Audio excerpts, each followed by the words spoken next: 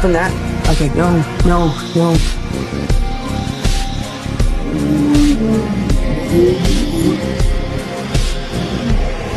What? Imagine que ce soit réellement possible de manipuler les hologrammes de la même manière que dans les Marvel. Eh bien c'est réellement ce qu'ont réussi à développer les chercheurs de l'université publique de Navarre en Espagne, puisqu'ils ont mis au point une technologie qui est vraiment incroyable.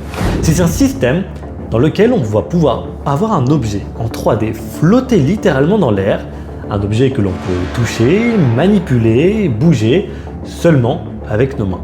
Pas besoin de lunettes, de casque ou de gants, vraiment juste nos mains. Mais alors, comment ça fonctionne? Alors imagine que tu as un écran. Pas un écran plat comme une télé, c'est un écran que l'on appelle un écran volumétrique.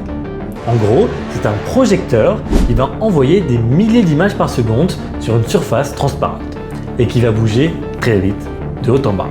Ce qui est fort, c'est qu'à cette vitesse-là, notre cerveau, lui, va assembler tout ça pour en faire un objet qui apparaît comme étant un objet 3D qui flotte dans les airs. Mais alors, comment est-ce qu'on fait pour interagir avec? Parce que normalement, ce genre de technologie existe déjà, c'est juste qu'on avait quelques problèmes. Si tu passes ta main, tu vas créer de l'ombre. Ça peut aussi être en danger à cause de la surface qui bouge très vite. Et c'est là que cette technologie est vraiment innovante puisqu'ils ont utilisé un diffuseur élastique. C'est une surface qui est très souple dans laquelle on va pouvoir insérer notre main sans aucun danger. Et derrière ça, il va y avoir un algorithme qui utilise très certainement de l'intelligence artificielle qui va suivre le mouvement en temps réel et va adapter l'image en fonction de tes mouvements.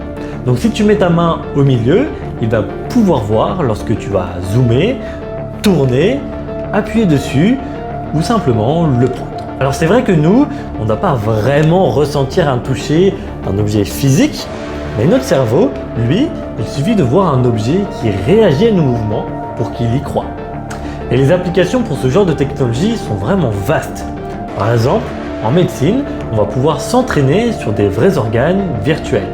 Dans les écoles, on va pouvoir explorer des moteurs ou des structures entièrement en 3D.